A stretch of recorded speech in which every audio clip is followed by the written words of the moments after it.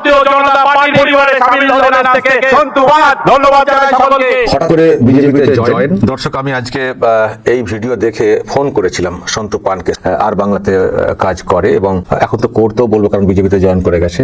আমি কি কথা হয়েছে আমি এক্ষুনি আপনাদেরকে শোনাবো। তার আগে কতগুলো কথা বলে নিজেকে ও মেলে ধরেছে, একটা জায়গা তৈরি করেছে, কিন্তু করতে গিয়ে অনেক সমস্যাতেও পড়তে হয়েছে।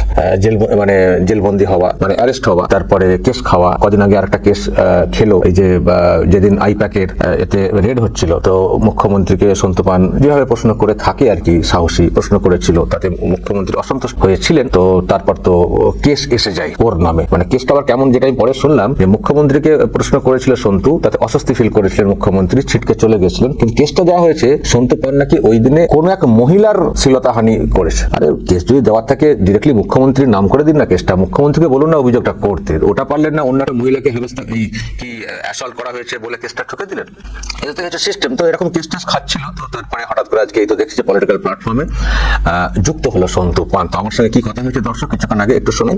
আমার সঙ্গে এই মুহূর্তে রয়েছে সন্তু পান। সন্তু, যেটা দেখলাম আজকে হঠাৎ করেই আমিও চমকে উঠলাম কার্যত, অমিত শাহের হাত ধরে তুমি বিজেপিতে জয়েন করে গেলে।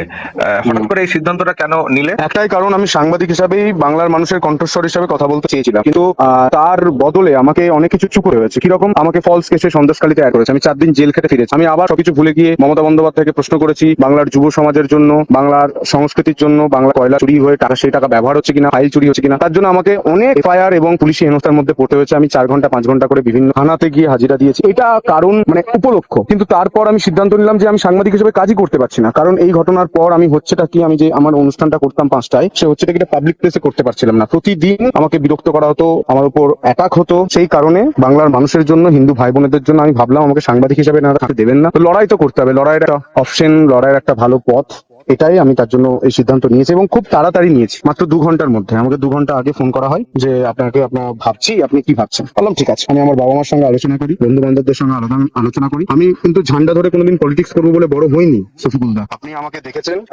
আপনি আমাকে বুঝেছেন। আমার মতো একটা ছেলে কামারপুকুর থেকে কলকাতার জার্নিটা সহজ ছিল না। আমি পড়াশোনা করার পরেও রাজ্য সরকারের কোনো সরকারি চাকরির জন্য পরিস্থিতি এই রাজ্যে নেই, তাই সরকারি চাকরি পাইনি। বেসরকারি কোম্পানিতে নিজের জায়গা তৈরি করার চেষ্টা করেছি, তখন পদে পদে বাধা দিয়েছে। প্রভু শিক্ষকদের জন্য প্রশ্ন করেছি, তার জন্য কেস দিয়েছে।